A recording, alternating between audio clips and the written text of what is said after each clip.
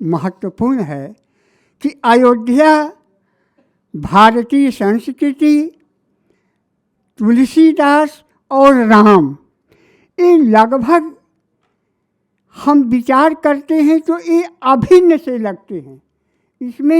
इनमें भिन्नता को रेखांकित कर पाना बड़ा मुश्किल है। अयोध्या के बारे में कुछ बात करने का मतलब राम के बारे में ही बात करना है। और तुलसीदास जी कहते हैं कि निज निज गिरा पावन करण कारण राम जस तुलसी कहा। और अनेक भी कारण हो सकते हैं राम कथा के कहने के तुलसीदास के लिए, लेकिन वे कहते हैं कि एक कारण सबसे प्रधान है कि राम का गुण गाने से वाणी जो है वह पवित्र हो जाती है। वाणी की जो चरितार्थता है वह घटित हो जाती है। तो अयोध्या के बहाने राम के बारे में, भारतीय संस्कृति के बारे में राम का गुणगान करके, राम के गुणों की चर्चा करके जो है यह वाणी को पवित्र करने का आपने अवसर प्रदान किया है। इसलिए आप सबके प्रति बहुत बहुत हार्दिक आभार है। मित्रों, जब हम संस्कृति के बारे में बात करते हैं या सोचते हैं तो यह मैं अनुभव करता हूँ कि संस्कृत जो है वह केवल एक शब्द नहीं है, संस्कृत कोई विचार नहीं है, संस्कृति कोई केवल एक अवधारणा नहीं है, कंसेप्ट नहीं है, बल्कि वह एक जीवित अस्मिता है। और जीवित अस्मिता होने के कारण जो है वह हमारे जीवन में बिल्कुल हमारे रक्त के प्रवाह में ऊष्मा की तरह से मौजूद है। वह हमें घेरे हुए है बाहर से भी और वह हमारे भीतर भी मौजूद है। जो मैं आपसे निवेदन करना चाहता हूँ कि जो जीवित अस्मिताएं होती हैं वे कभी स्थिर नहीं होती हैं, वे बनती हुई होती हैं, हमेशा बनती रहती हैं और विकसित होती रहती हैं और बदलती भी रहती हैं। ठीक उसी तरह जिस तरह की शाश्वत और स्थिर केंद्र पर घूमती हुई जो परिधि है वह हमेशा बदलती रहती है, नई होती रहती है। उसी तरह से मैं कहना चाहूँगा कि हमारी जो संस्कृति है उसकी भी अस्मिता जो है अपनी सारी पुरातनता के, हमारी संस्कृति अपने सारे पुरानेपन के साथ बिल्कुल अद्यतन भी है और आधुनिक भी है और उत्तर आधुनिक भी है।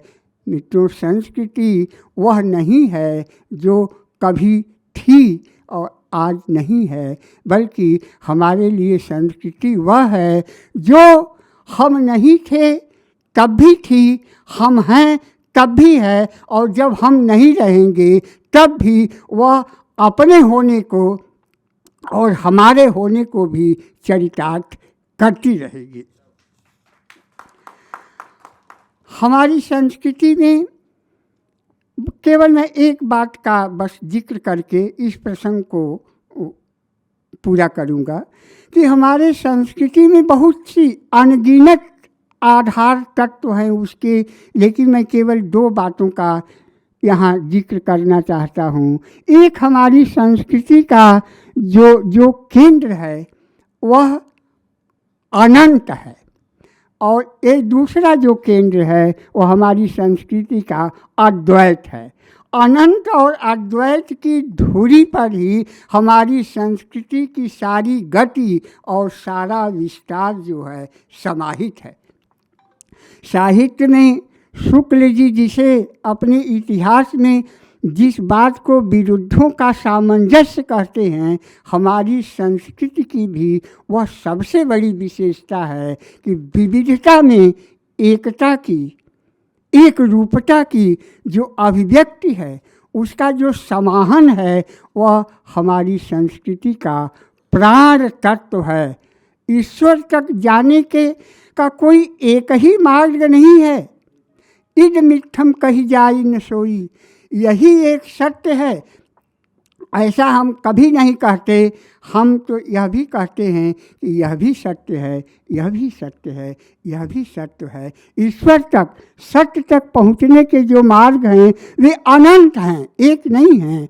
और उस अनंत का हमारी संस्कृति जो है वह अभ्यर्थना करती है और वह यह भी कहती है कि हमारे चाहे जितनी भी विविध रूप हो जाएं, लेकिन वह केवल परिधि पर अलग हैं, उनमें परिधि पर भिन्नता है। तत्वतः तो सारे के सारे जो कुछ भी इस सृष्टि में है सब अद्वैत की ही अभिव्यक्ति है, सब एक ही है, सब भिन्न नहीं है। मित्रों, अब तुलसीदास के बारे में थोड़ी सी बस बात करके मैं अपनी बात समाप्त करूंगा कि भारतीय संस्कृति के तुलसीदास का क्या योगदान है या क्या संबंध है, इस बारे में हम विचार करते हैं तो वाल्मीकि का एक कथन अपने आप याद आ जाता है, जो उन्होंने राम के बारे में वाल्मीकि रामायण में कहा है कि रामो विग्रहवान धर्म। राम जो हैं वह धर्म ही शरीर धारण किया हुआ है। मैं जब सोचता हूँ तो मुझे लगता है कि यही बात भारतीय संस्कृति के बारे में, तुलसीदास के बारे में कही जा सकती है। मैं कहना चाहूँगा मित्रों कि तुलसीदासो विग्रहवान भारतीय संस्कृति, तुलसीदासो विग्रहवान भारतीय संस्कृति। और भारतीय संस्कृति में शायद ही ऐसी कोई चीज़ हो, ऐसी कोई विशेषता हो, ऐसा कोई उसका स्वरूप छूटा हो जिसे तुलसीदास ने अपनी कविता में व्यक्त करने की कोशिश न की हो। इसलिए अपनी जब कविता का वे प्रारंभ करते हैं, शुरुआत करते हैं, उसका तना बना बुनते हैं तुलसीदास जी, तो वे कविता के बारे में जो जागतिक और शास्त्रीय धारणाएं हैं थोड़ा उनका जिक्र करते हैं और वे कहते हैं कि आखर अर्थ अलंकृति नाना, छंद प्रबंध अनेक विधाना। तो कविता के बहुत से गुण हैं, बहुत सी कसौटियाँ हैं, बहुत सी योग्यताएं हैं, लेकिन तुलसीदास साफ साफ कहते हैं और विनम्रता के कारण केवल नहीं कहते हैं, पूरी ईमानदारी से कहते हैं कि कवित विनोद एक नहीं मोरे, सत्य कहों लिखी कागज कोरे। यह विनोद का अर्थ कविता के संदर्भ में कौशल है। वे साफ साफ कहते हैं कि कविता का जो कौशल है वो मेरे में नहीं है। इस बात को मैं ईमानदारी पूर्वक कहता हूँ। फिर तुलसी की कविता के इतनी सदियाँ बीत जाने के बाद भी इतने महत्वपूर्ण बने रहने का क्या कारण है? आज इस देश में जैसे ऐसी इस समूची भारत भूमि में यह ज़मीन का एक कोना भी ऐसा नहीं है जहाँ अयोध्या उपस्थित नहीं है, उसी तरह से एक घर भी इस देश में ऐसा नहीं है जिस घर में तुलसीदास उपस्थित नहीं है।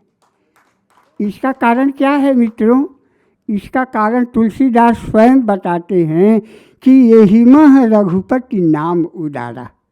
हमारी कविता की केवल एक ही खासियत है, एक ही विशेषता इसकी है। वह विशेषता क्या है कि इसमें राम का नाम है और कोई विशेषता नहीं है। और वह नाम कैसा है कि अति पावन पुराण श्रुति सारा। तुलसीदास कहते हैं कि यह एक ऐसा नाम है जो अत्यंत पवित्र है, और केवल पवित्र ही नहीं है, वह ऐसा है कि जिसको छू देता है या जो उस नाम को छू लेता है वह भी पवित्र हो जाता है। और जितने शास्त्र हैं, जितनी श्रुतियाँ हैं, वह सब इस नाम में समाहित हैं। तो